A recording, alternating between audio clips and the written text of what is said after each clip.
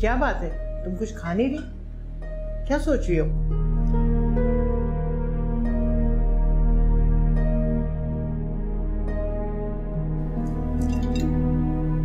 अम्मा,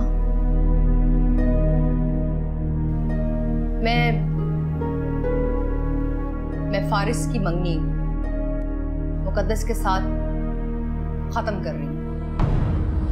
क्या बकवास कर रही हो तुम?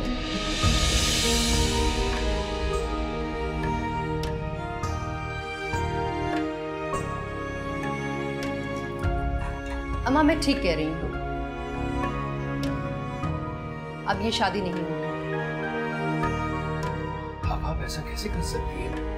अब तो शादी के कार्ड्स भी छप चुके हैं, तारीख फाइनल हो चुकी है, खानदान में सब जानते हैं। आप मैं क्या कहूंगा सबसे? लेकिन सजाद, मैं मजबूर हूं। मैं ये रिश्ता फारिस के कहने पे ही खत्म कर रही हूं। वो मुकद्दस से अब शादी नहीं करना चाहता, उसने इनकार कर दिया है।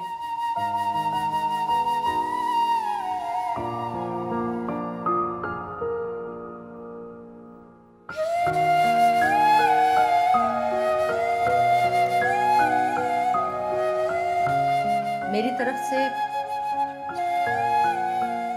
आप लोग ये रिश्ता खत्म समझें।